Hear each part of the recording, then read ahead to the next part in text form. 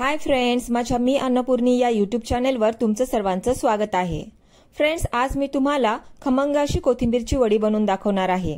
ही वडी बनवायला फार सोपी आहे, खूप कमी साहित्यामध्ये बनते। तर चला आपल्या रेसिपीला सुरुवात करूया। कोथिंबीरची वडी बनवण्यासाठी मी इथे कोथिंबीरची जुडी साफ करून घेतलेली आहे आणि आता तिला मी बारीक चिरून घेणार आहे। कोथिंबीर मी चिरून घेतलेली आहे। आता यामध्ये मी 2 मिरच्या कापून घालणार आहे। यानंतर यामध्ये मी काही मसाले घालणार आहे। मसाल्यांमध्ये मी 1.5 चमचा धना जिरा पावडर घेतली आहे, पाव चमच हळद, चवीपुरतं मीठ आणि 2 चमचे लाल तिखट घेतलंय। हे मसाले मी कोथिंबीरमध्ये घालणार आहे। त्यानंतर यामध्ये मी 1 चमचा पांढरे तीळ घालणार आहे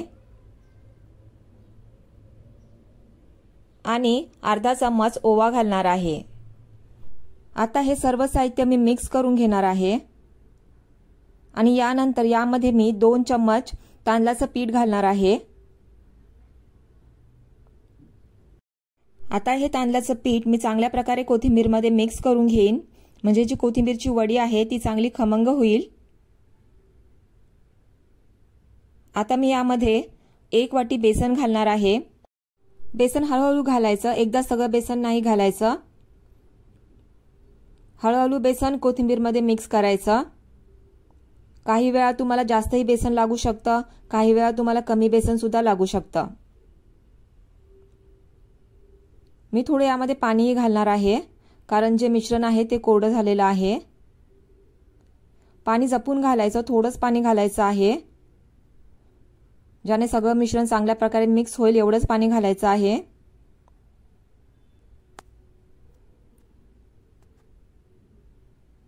मला या मिश्रणामध्ये बेसन कमी वाटते, त्यामुळे मी अजून अर्धा वाटी यामध्ये बेसन घालणार आहे।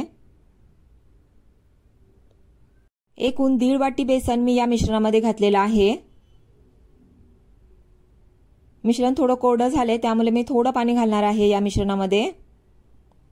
पाणी घालताना पाणी जपून घाला, जर पाणी जास्त झालं मिश्रणामध्ये तर तुमचा गोळा तयार होणार नाही, म्हणून एकदम थोडं पाणी घालायचं आणि चांगल्या प्रकारे मिश्रण मिक्स करून घ्यायचं। मी ते चांगल्या प्रकारे मिश्रण मिक्स करून घेतलेलं आहे। आता आपण या मिश्रणाचे रोल बनवून ते उकडून घेणार आहोत। उकडण्यासाठी मी स्टीमरचा एक भांडा घेतलेला आहे आणि त्याला तेल लावलेलं आहे। इथे मी आता हाताला तेल लावलेलं आहे आणि आता मी ह्याचे रोल बनवणार आहे।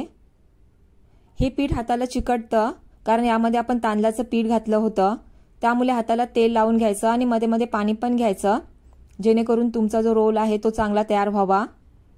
पहा, मी इथे अशा प्रकारे रोल बनवलेला आहे आणि आता हा रोल मी स्टीमरच्या भांड्यामध्ये ठेवणार आहे स्टीम करण्यासाठी। आता मी अशाच प्रकारे दुसरा रोल पण बनवून घेणार आहे।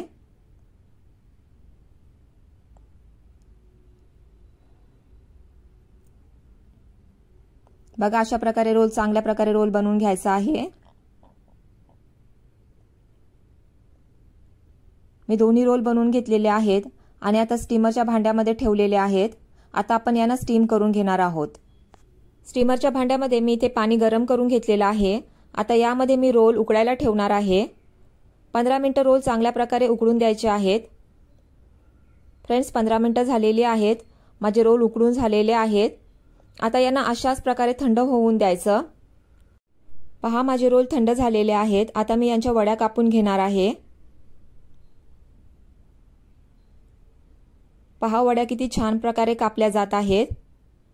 जेव्हाही तुम्ही वड्या कापाल तेव्हा रोल चांगल्या प्रकारे थंड करून घ्या। जेवढा तुमचा रोल थंड असेल तेवढ्या तुमच्या ज्या वड्या आहेत त्या चांगल्या प्रकारे कापल्या जातील आणि त्या सुरीला जास्त चिकटणार नाहीत। तरी सुद्धा जर तुमच्या वड्या सुरीला चिकटत असतील तर तुम्ही सुरीला थोडा तेल लावून घ्या, म्हणजे वड्या चिकटणार नाहीत।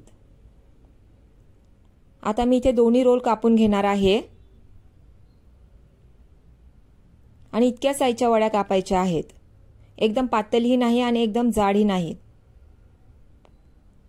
इथे मी सर्व वड्या आता अशाच प्रकारे कापून घेणार आहे। माझ्या सर्व वड्या कापून झालेल्या आहेत। आता मी यांना फ्राय करणार आहे। फ्राय करण्यासाठी मी कढईमध्ये तेल घेतलेलं आहे। तेल गरम करून घेणार आहे मी। तेल गरम झालेलं आहे। आता मी यामध्ये एक एक वडी घालेन। बारीक गॅसवर वड्या फ्राय करायच्या आहेत। गॅस मोठा नाही करायचा, नाहीतर त्या करपून जातील किंवा त्या बाजूने शिजतील आणि मध्ये नरम राहतील। म्हणून मंद आचेवर हळूहळू ज्या वड्या आहेत त्या फ्राय करायच्या। मध्ये मध्ये वड्यांना झाऱ्याने हलवत राहायचं, जेणेकरून त्या दोन्ही बाजूने चांगल्या प्रकारे शिजतील आणि मध्ये कच्च्या राहणार नाहीत। आणि गॅस बिलकुल मोठा करायचा नाही, स्लो गॅसवरच त्या फ्राय करायच्या आणि चांगल्या गोल्डन ब्राऊन होतपर्यंत फ्राय करायच्या।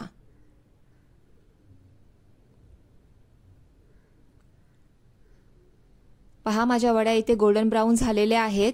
या चांगल्या प्रकारे शिजलेल्या आहेत। आता यांना मी टिश्यू पेपरवर काढून घेणार आहे। पहा फ्रेंड्स, त्यांना किती छान रंग आलेला आहे। फ्रेंड्स, आपली खमंग अशी कोथिंबीर वडी तयार झालेली आहे। आता मी हिला सर्व करणार आहे।